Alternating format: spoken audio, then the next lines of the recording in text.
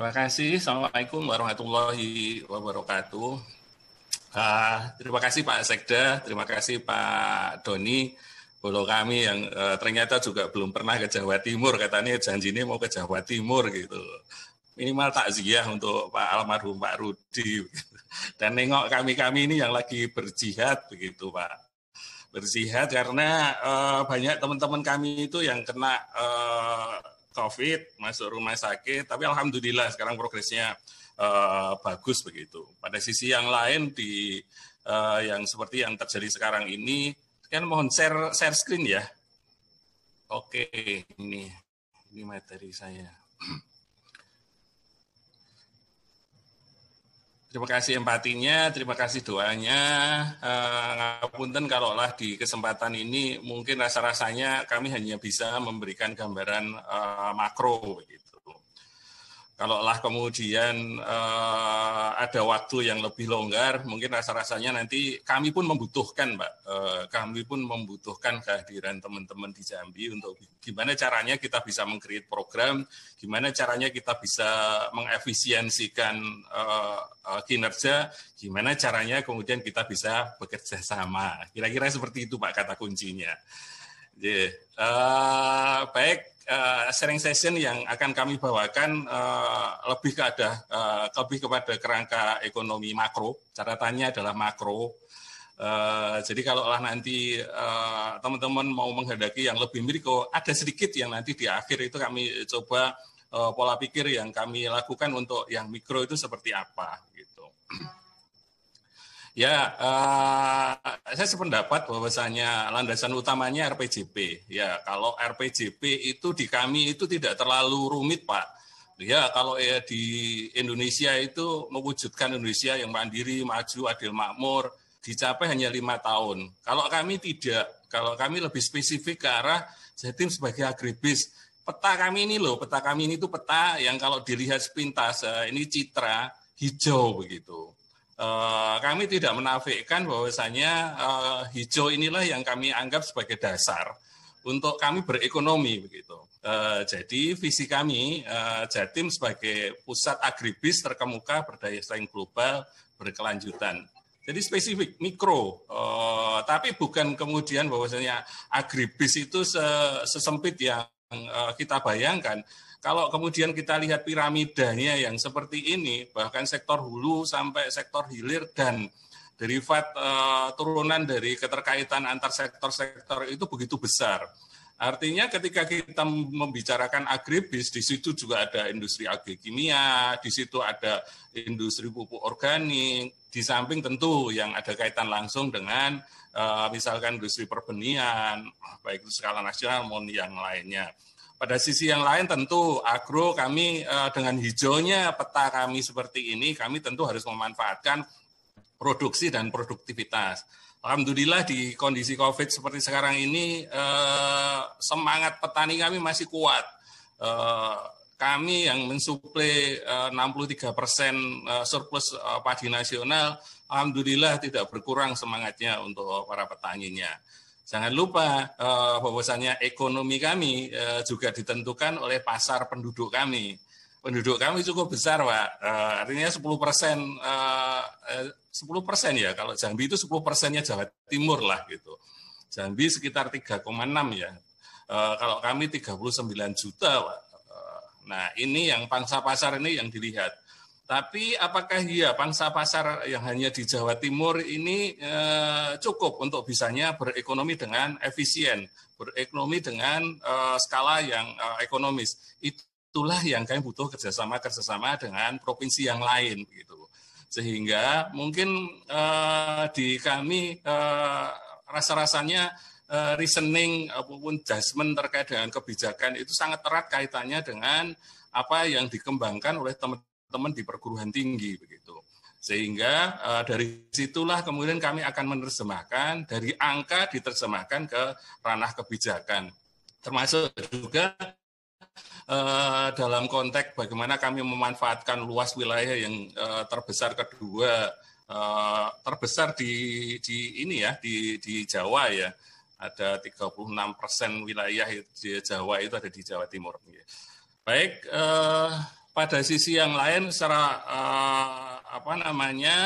praktis kita bisa menyatakan bahwasanya ya untuk penyusunan di RKPD 2021 sampai ke depan, baik itu kemudian ada kaitannya juga ketika ada isu Permendagri 90, kami pun juga harus mencoba meletakkan dasar isu ini sebagai isu utamanya. Artinya isu pandemi COVID-19 yang mengena di semua sisi ini, baik itu kesehatan sebagai faktor utama menciptakan krisis kesehatan, orang dalam kondisi yang sehat. Pak Rudi, almarhum Pak Rudi itu sebelumnya sehat walafiat itu. Hanya ketika kena satu virus saja seminggu kemudian tidak tertolong. Gitu. Artinya konteks yang seperti inilah yang kita harus mencoba untuk, ya kalaulah reformasi kesehatan itu reformasi kesehatan yang melihat pada sisi ini. Bahwasanya di depan mata kita itu ada jurang begitu. Kita sekarang sedang lagi berada pada konteks hujan gitu. Pada sisi yang lain ketika kita hanya ngiyup, mohon maaf berteduh begitu, ngiyup di Jawa ya. Berteduh, maka kemudian kita tidak bisa berekonomi, kita tidak bisa makan, kita tidak. Maka bagaimana kemudian ketika konteksnya kita sudah bisa, kalau seperti ini saya masih bisa berjalan dengan mempergunakan payung atau dengan mempergunakan jas hujan begitu. Itulah konteks era new normal yang kami coba desainkan untuk ya meskipun kami sedikit kehujanan, sedikit ada basahnya mungkin di muka atau di mana, tapi pada sisi yang lain kami masih bisa mengerjakan aktivitas ekonomi begitu. Aktivitas yang di situ itu kami pengen untuk banyak adanya penyerapan tenaga kerja yang sekarang ini ketika dampak sosialnya mematikan aktivitas ekonomi, maka pada konteks era new normal, kami harus mencoba dengan mempergunakan jas hujan tadi atau mempergunakan payung itu tetap untuk bisa apakah menanam tanaman, ataukah berdagang, ataukah tetap ada industrialisasi yang menurut hemat kami pada sisi itulah yang nilai tambah ke depan, ke belakangnya kami akan bisa survive gitu. Ya, pada sisi yang eksternal kami akan sangat terganggu sekali ketika masing-masing wilayah yang tadi kami sampaikan kata kuncinya, kerjasama itu saling ditutup. Waduh, kami benar-benar berada pada konteks yang naudzubillahi min dzalik begitu. Artinya ekspor kami yang selama ini misalkan ekspor antar pulau domestik yang ketika kami hitung sebenarnya domestik pasar dari antar pulau di Indonesia itu catatannya adalah kami punya 26 kantor perwakilan dagang antar provinsi.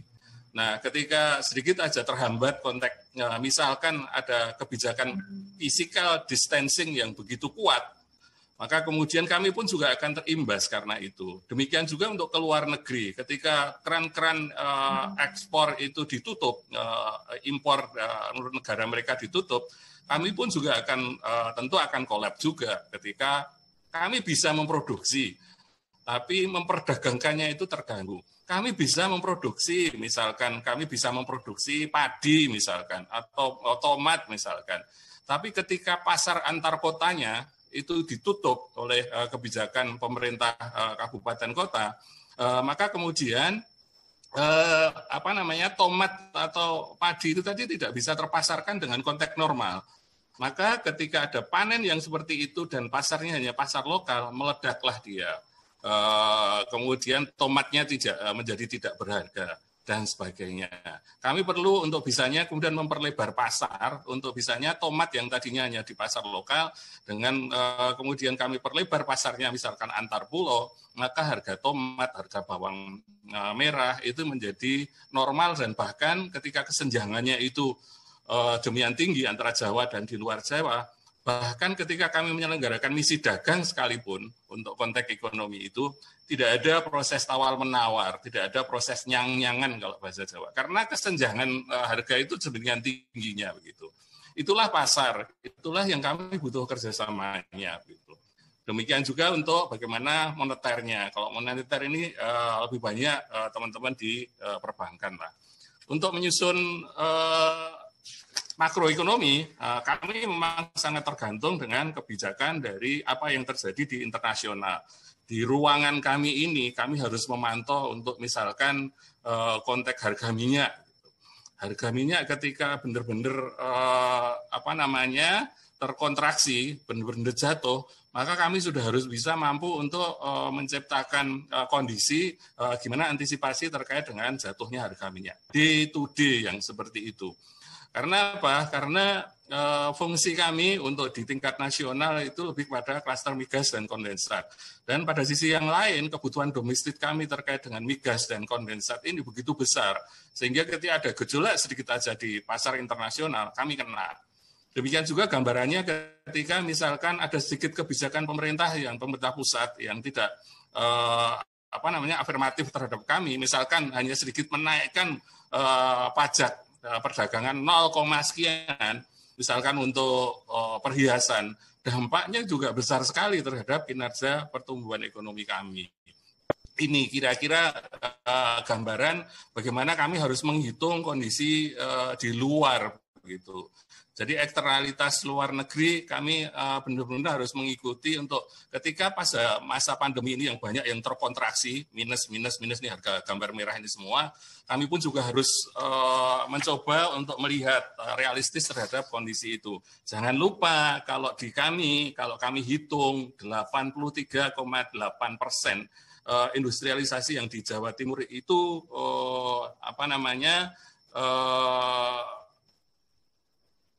tergantung pada bahan baku impor. Bagaimana tidak ketika kita sehari-hari saja berapa persen yang kemudian kita bisa menghindar dari konteks impor? HP, sabun, makanan-makanan yang sekarang itu banyak yang online. Semua itu adalah bahan bakunya juga terindikasi tergantung dengan konteks impor. Gitu. Jadi terganggu maka itu. Saya sependapat dengan Pak Doni tadi ketika pergerakannya begitu cepat. Jadi kalau kita mengikuti proyeksi-proyeksi seperti ini ya mungkin baru bulan kemarin. Bulan berikutnya saya sangat yakin ketika habis bulan Agustus ini akan banyak yang kaget-kaget ketika tiba-tiba tanggal 5 Agustus BPS mencoba merilis kok begitu besar, begitu dalam dampaknya terhadap di triwulan kedua. Ya, di triwulan 1 mungkin rasa-rasanya belum terlalu karena konteksnya baru hanya Maret saja. Tapi bagaimana kemudian ke April, Mei, Juni, Juli sudah mulai terhitung kondisinya. Semoga aja prediksi kita masih berada pada konteks yang optimis begitu. Kami harus melihat di konteks domestik untuk bagaimana ketika kami harus berdagang dengan provinsi-provinsi yang lain, maka bagaimana dampak COVID ini terhadap penurunan atau perlambatan dari pertumbuhan ekonominya. Ki per ki, jadi triwulan per triwulan. Ya, di triwulan 1 ini sudah mulai kelihatan dampak yang besar, rasa-rasanya justru ada di Papua, yang Papua justru naik. Tapi ini triwulan pertama. Bagaimana kemudian nanti ketika triwulan kedua kita tunggu saja. Nah, pada sisi yang lain kami pun juga harus kalau berdagang tentu harus tahu kondisi bagaimana kesenjangan antar wilayah di wilayah misalkan di provinsi-provinsi yang lain. Data kami di Maret banyak yang kemudian bahkan kami sendiri ada kesenjangan yang meningkat begitu. Dalam konteks perdagangan kesenjangan meningkat itu pasar juga gitu. Artinya di konteks kesenjangan yang dia butuh bahan baku, maka disitulah kita bisa memasuki wilayahnya. Tapi pada sisi yang lain ketika gambar yang samping ini kami melihat konteks kemiskinannya juga meningkat, bagaimana kami bisa berdagang atau bisa bekerja sama dengan wilayah-wilayah yang mungkin ada dampak yang begitu besar terkait dengan kenaikan kemiskinan. Gitu. Ya, meskipun tidak terlalu ekstrim, tapi ketika ada pilihan terkait dengan bagaimana kami harus memilih untuk ke arah mana ekspor antar pulau kami lakukan, maka tentu kami memilih pada wilayah-wilayah yang tidak terlalu terkena dampak kemiskinan ini. Nah, ini pertumbuhan ekonomi kami ya melambatnya sangat jauh begitu. meskipun kami masih berada di atas pertumbuhan nasional, tapi ini bagi kami benar-benar warning yang semoga saja di triwulan berikutnya tidak terlalu jauh. Tapi bocoran yang kami terima untuk konteks di triwulan 2 ini, kami bisa sampai kontraksi -5 sampai ke -4 begitu.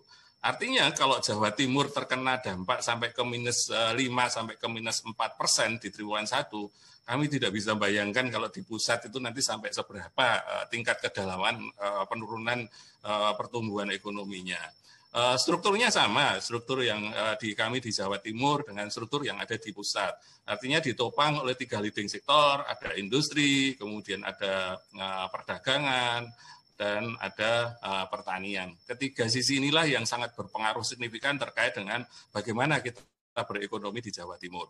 Apakah kemudian kita mengenerate ke arah industrialisasi yang memunculkan rasa-rasanya memunculkan ketimpangan, ataukah pertanian yang butuh effort modal yang besar gitu. Itu kira-kira pertimbangan yang menurut hemat kami ya tentu tidak semudah yang dibayangkan, tapi inilah yang kami sistemkan begitu. Sistem terkait dengan sub-sub yang berada di dalam, misalkan di industri itu ada subkategori apa, itu yang kami lihat trennya. Demikian juga untuk di sisi perdagangan dan pertanian, ada perikanan, ada kehutanan, sebagainya. Lihat tren itu, kemudian intervensi kebijakan di sisi manakah yang kemudian kita bisa lakukan sehingga nilai pertumbuhan itu akan terbongkar naik karenanya. Tapi catatannya adalah untuk konteks yang sekarang kita harus juga mempertimbangkan faktor konteks kemiskinan tadi.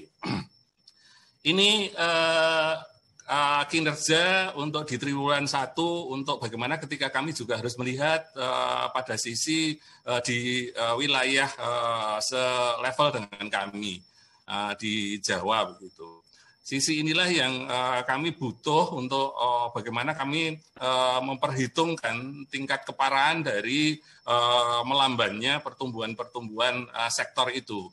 Misalkan di industri alhamdulillah meskipun kami melamban cukup dalam 100%, artinya kalau dibanding dengan ini berarti kita turun sampai ke 3,87, kemarin itu sekitar 7, sekian persen, bahkan sebelumnya 8%. Nah, ini yang kami harus menghitung untuk bagaimana kondisi wilayah di provinsi yang lain yang kami tentu berhubungan langsung karena sedaratan.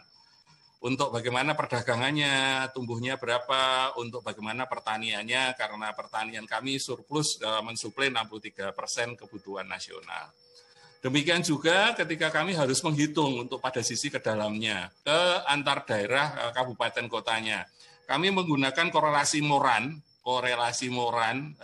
artinya seberapa sih sebenarnya keterkaitan antar wilayah, jadi keterkaitan antara kabupaten kota ini dengan terhadap kinerja pertumbuhan di Jawa Timur. Di samping shift share kami menggunakan Moran untuk, kalau Moran itu hanya sekedar melihat, oh ternyata keterkaitan pertumbuhan antar daerahnya cenderung menguat begitu.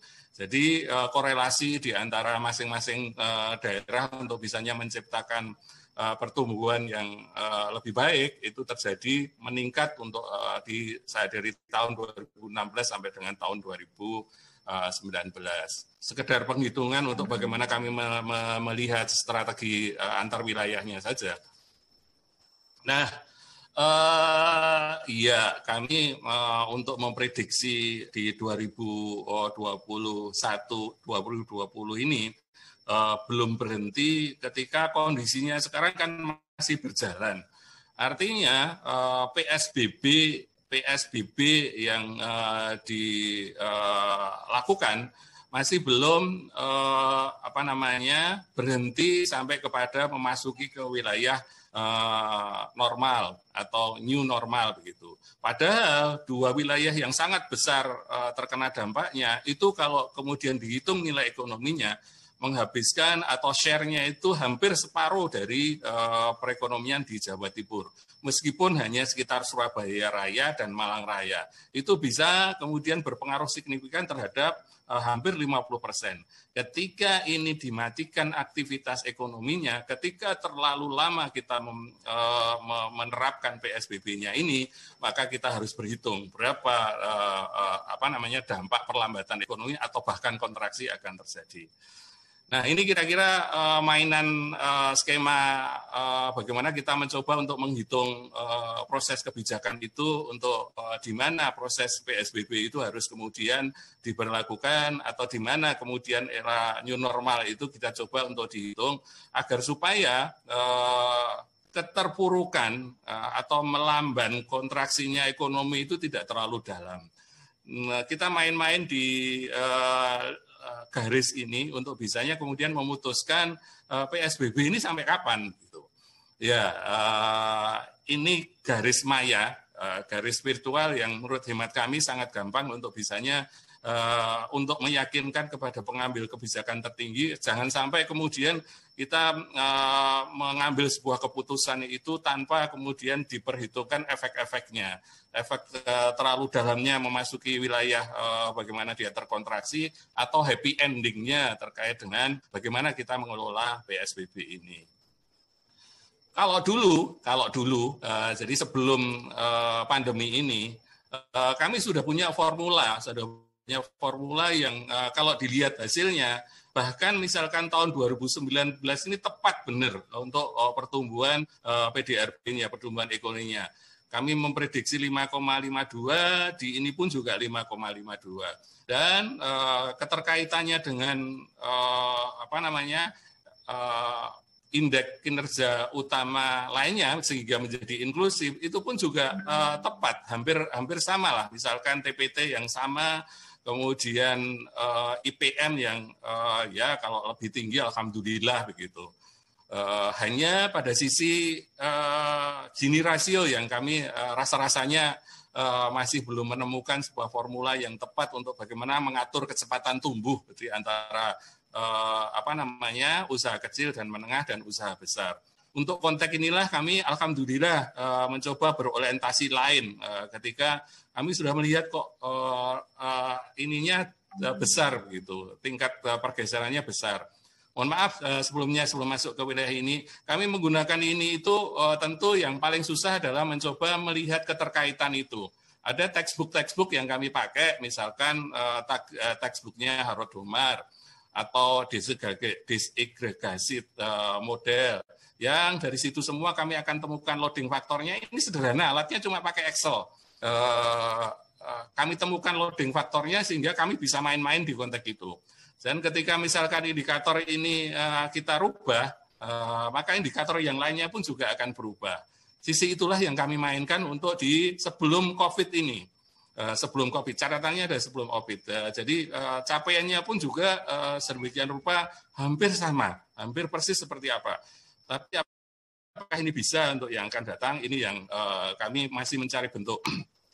Pada sisi yang lain, kami perlu strategi ketika ketimpangan antar wilayahnya ini itu bermasalah. Nah, inilah yang kemudian kami mencoba menghitung terkait dengan beberapa kawasan, ada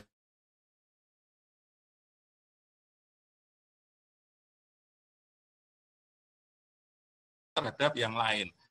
Jadi kami mempergunakan IRIO untuk konteks ini dibantu oleh teman-teman BI untuk bisanya ketika ada intervensi infrastruktur di satu wilayah, bagaimana pengaruhnya terhadap wilayah yang lain.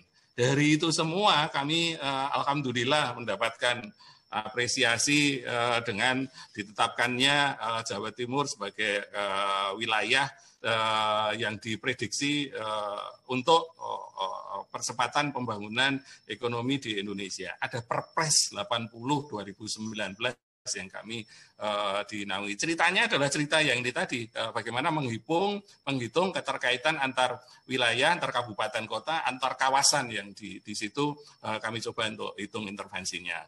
Nah, kalaulah yang sekarang, ini masih berkembang terus di kami. Kalau tadi pakai loading faktor, kami sekarang pakai konstanta. Konstansa yang mendekati, ya tentu tetap ada background di belakangnya. Konstansa yang mendekati kinerja yang kami hitung dari beberapa tahun sebelumnya. Inilah yang kemudian menghasilkan karakter korelasi. Karakter korelasi inilah yang kami coba terapkan untuk di Jawa Timur. Kalau bagaimana kalau skenario-nya terdampaknya tinggi, bagaimana moderat, bagaimana rendah. Jadi kata kuncinya adalah bagaimana kita main di konstanta ini dari karakter dari pertumbuhan kami dengan nasional. Ketika nasional sudah menetapkan, maka korelasi inilah yang kami bawa untuk bisanya menetapkan di Jawa Timur. Nah, ini kami mencoba juga untuk sampai bahkan ke teman-teman di kabupaten kota. Untuk bisa sampai seperti ini, kami pun juga harus tidak kemudian berdiri sendiri. Kami juga bicara dengan teman-teman kabupaten kota untuk apakah realistis ketika pertumbuhannya kami desain dengan alokasi yang seperti ini. Tentu background-nya adalah tadi background kesamaan karakter antara nasional dengan Jawa Timur, dan itulah yang kemudian kita turunkan alokasinya ke wilayah-wilayah kabupaten kota. 2020-2021. Kemudian kami pun juga melihat sisi samping kami. Kami dengan BI itu sudah hampir setubuh begitu. Ya, kalau BI lebih banyak berbicara dalam kaitannya dengan pertumbuhan untuk konteks yang lebih spesifik ke arah moneter, kami yang ke fiskalnya. Sama-sama mencoba pola pikirnya sama. Pola pikirnya adalah bagaimana melihat dunia, bagaimana melihat proyeksi nasional, terus kemudian bagaimana kemudian itu diterapkan di Jawa Timur. Nilainya pun juga hampir sama, tapi berbeda untuk konteks yang kontraksinya di sini. Kalau BI melihatnya kontraksinya tidak terlalu dalam untuk yang di triwulan kedua ini. Semoga proyeksi ini benar sehingga kami begitu bahagia kalaulah memang ini ada. Gitu.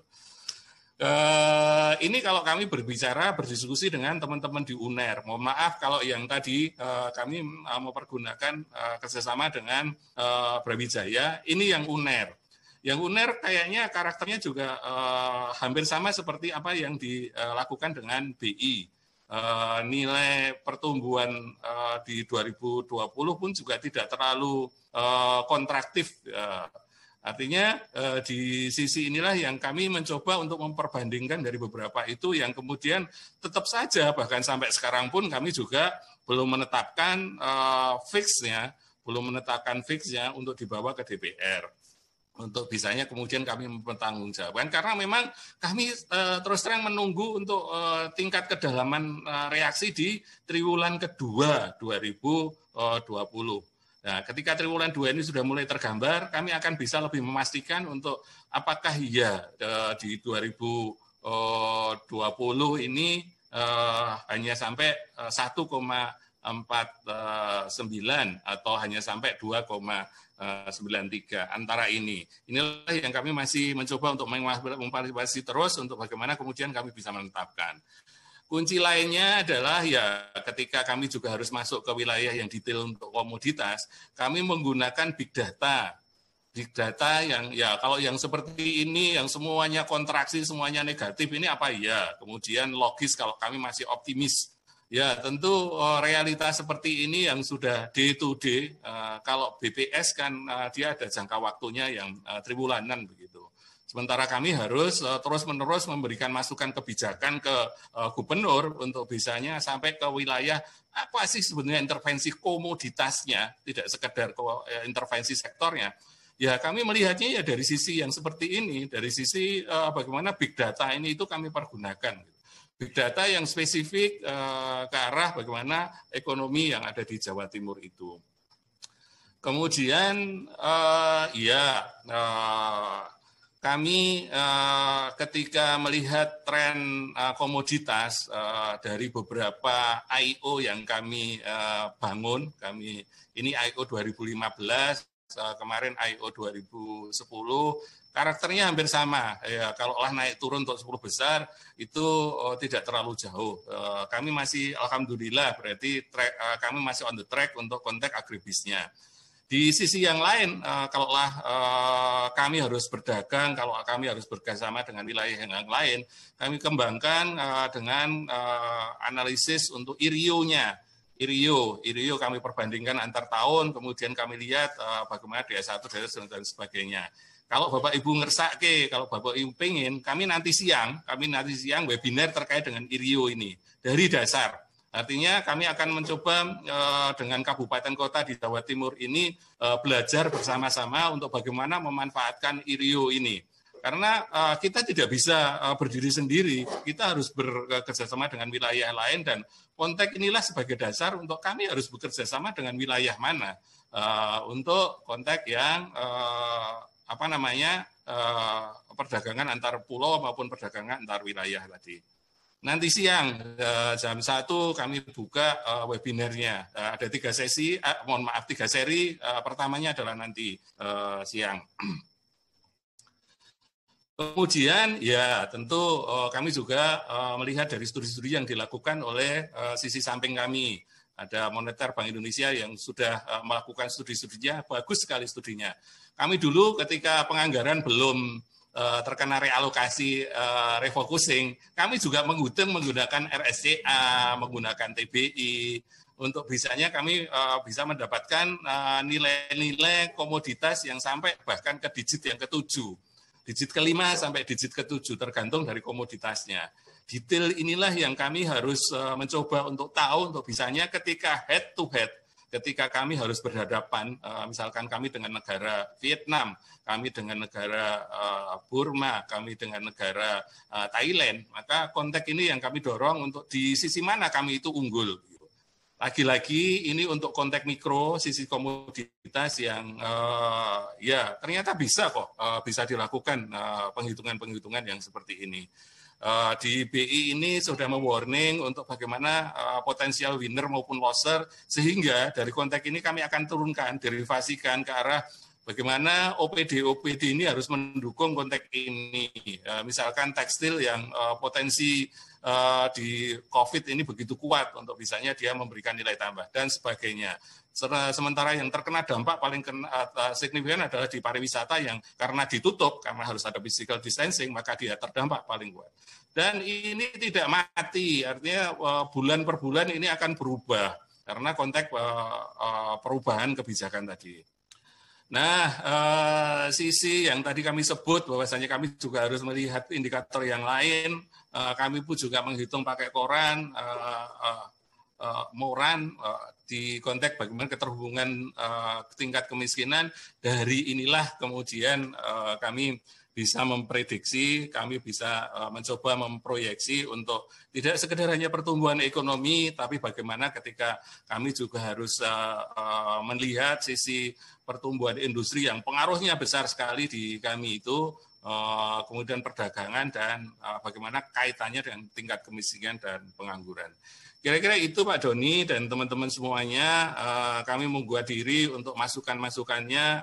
Sampai dengan sekarang kami pun juga belum fix benar artinya ya kalau ada gambaran yang misalkan gambarannya di yang terakhir ini tadi sudah memperhitungkan itu antara 0,5 di 2020 sampai ke 3,1 ini untuk sampai sebelum